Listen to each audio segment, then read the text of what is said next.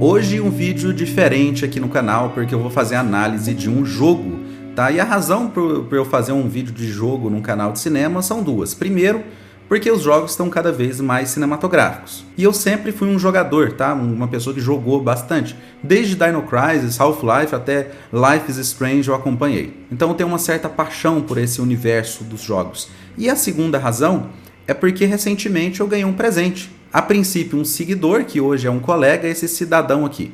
Matheus Aquino me deu The Last of Us 2 para jogar. Inclusive, se alguém aí mais quiser me dar alguma coisa pro PlayStation 5, eu tô à disposição. Que aí eu prometo que eu faço um vídeo mais ou menos parecido com esse. Mas eu quero falar hoje sobre esse grandiosíssimo jogo, que ele tem muita coisa para falar, inclusive relacionada a cinema, tá? Vale a pena falar de alguns detalhes desse jogo, principalmente o porquê que ele é tão ruim de jogar. Ruim no sentido de desconfortável, tá? Porque o jogo em si é maravilhoso, mas ele é estranho, ele dá dor nas costas. Então a gente vai explorar hoje o que faz The Last of Us 2 ser tão desconfortável e todos os elementos narrativos e de direção de arte que eles utilizam para chegar nesse resultado. Já vou adiantar que ele bebe muito de fonte de cinema, tá? Fontes cinematográficas. Mas antes de ir para o tema principal, vamos fazer aquela coisa de YouTube, né? Pedir para se inscrever, pedir para comentar, pedir para dar um like.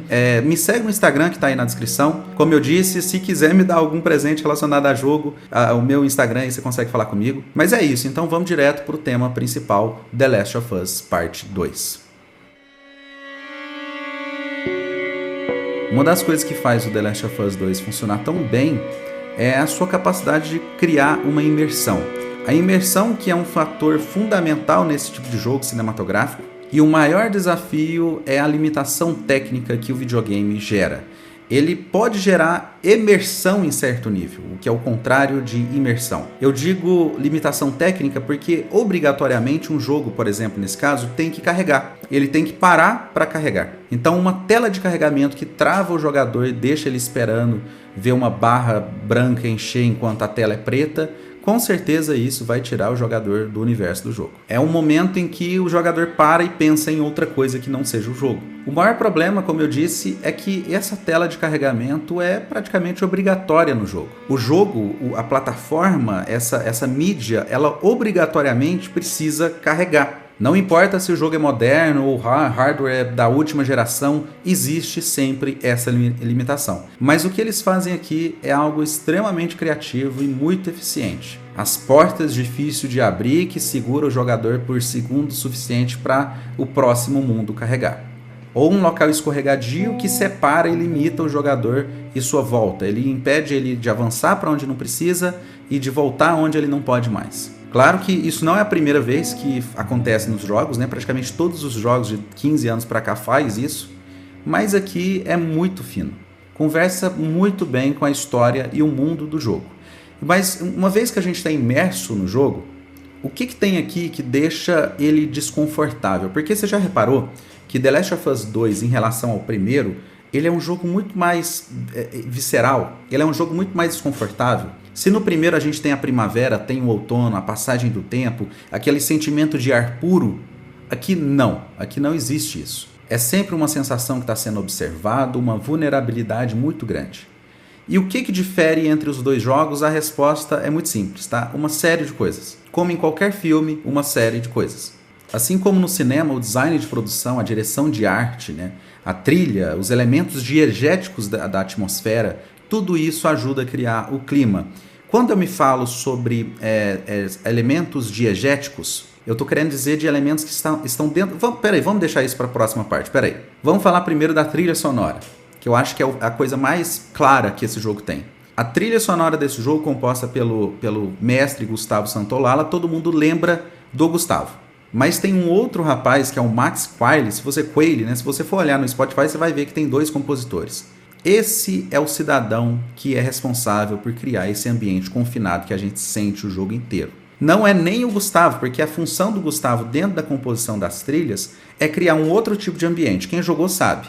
É um ambiente muito mais triste e melancólico que o Gustavo consegue trazer para a sua trilha do que o do Max. O do Max é o desespero. É aquela sensação que você não percebe que está tocando uma trilha. E essa é a trilha que acompanha praticamente 90% do jogo. Nem é, como eu disse, a do Gustavo.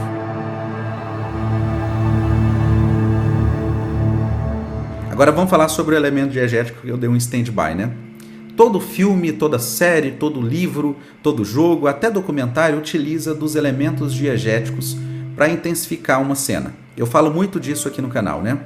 Eu estou me referindo àqueles elementos que estão dentro do universo, não os que estão fora do universo. Por exemplo, a trilha sonora, o Max está ali tocando um sintetizador com tom baixo para deixar a gente desesperado, mas a Ellie não está ouvindo aquela trilha. Quando a Ellie toca um violão, aquela trilha se torna diegética. Mas quando toca só pra gente, ela não diegética. E os elementos diegéticos são, como eu disse, tudo que está dentro do universo do jogo. E agora eu te pergunto, o que é que está dentro do jogo The Last of Us que mais cria apreensão? E eu estou dizendo de elemento, tá? Não é coisas que tem a ver com a história. Porque, o instalador. O instalador não é um elemento, ele é um personagem, ele é uma coisa dentro da trama. Eu digo relacionado a design de produção e direção de arte, entende? O que é que está presente praticamente o jogo inteiro, que ajuda muito a criar esse clima esquisito que tem o jogo? A resposta é a água, a umidade. E olha que interessante como o cinema influencia. O Andrei Tarkovsky, aquele diretor russo, eu gosto muito porque ele criou uma nova funcionalidade para a água. Nos seus filmes, até então, uma chuva, eu já falei muito aqui no canal, nossa razão social para com a chuva, né? Mas nos seus filmes ele traz a umidade, a água e o estar molhado com outras narrativas. É sempre algo meio sobrenatural a água, a presença da água nos filmes de Andrei Tarkovsky. Parece que quando ele coloca a gente para assistir movimentos imprevisíveis da água, é como se ele fosse um ser vivo. Não é à toa que em Solaris, o planeta de água, para quem viu sabe, ele pensa e ele controla o ser humano que chega perto do planeta. Por isso que os astronautas que passam perto de Solaris ficam malucos, né? Alguns até se matam, porque a água do universo Solaris, ela tem personalidade, ela pensa e ela manipula, ela tem poder. Então perceba como a água para o Andrei Tarkovsky é muito, muito diferente do que para qualquer outro cineasta. Tanto que, não só dessa forma sobrenatural, o Andrei descobre também que a chuva ela pode ser uma coisa que cria muito desconforto. Não é à toa que a gente vê o tempo todo situações desconfortáveis envolvendo água nos filmes de Andrei Tarkovsky. Seja uma pessoa deitada num lugar desconfortável, envolto por água, uma pessoa num frio danado, entrando numa água suja para atravessar dentro de um lugar fechado. Aquela água que você olha e fala, isso aí tem doença, gente, não entra aí.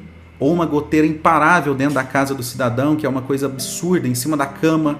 Goteira em cima da cama. Imagina, uma goteira em cima da cama. É tudo isso que ele coloca dentro do filme. Então perceba, Andrei Tarkovsky inicia essa coisa de trazer a chuva para o desconforto e The Last of Us utiliza isso no jogo de forma magistral.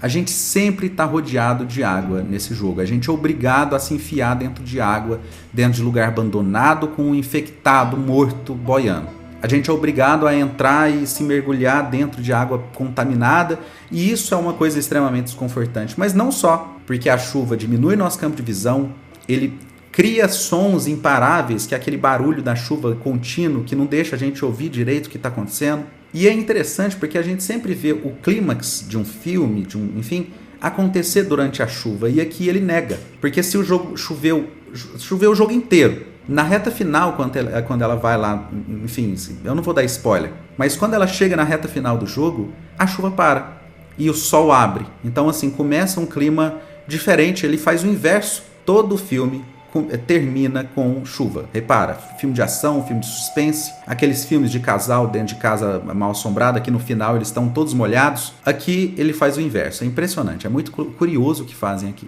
E mais uma coisa curiosa que esse filme faz, que é uma mistura de design de produção, direção de arte e roteiro, é trabalhar todas as fobias que eles conseguem. Você vai ter medo de escuro, tripofobia, com aqueles monstros todo cheio de buraco, nojento, né? Aquele medo, tem pessoas que têm agonia, eu não sei direito o nome da fobia, com corpos em decomposição, com corpos melecados.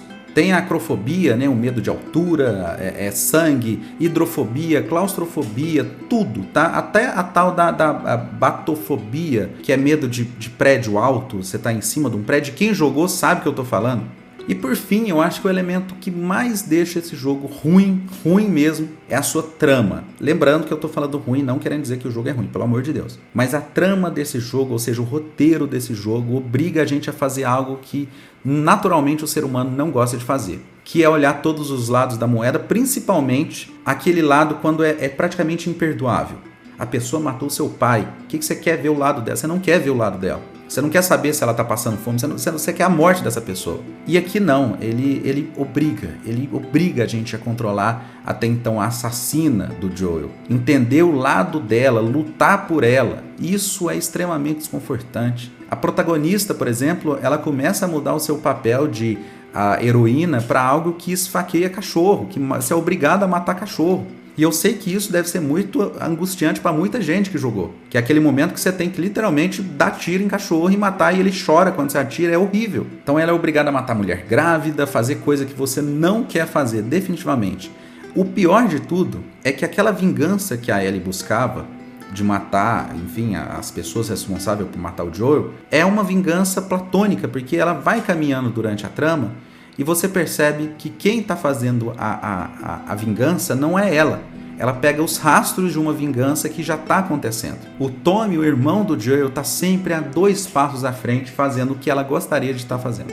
E o pior é que essa vingança mal feita, essa vingança platônica, ela tira tudo que a Ellie tem, tudo que ela tinha, ela perde no final, inclusive a sua capacidade de tocar violão, e a vingança não acontece. Ela não acontece. E isso eu acho que é a chave de ouro para finalizar um jogo extremamente desconfortável, extremamente esquisito de jogar e com certeza uma experiência única.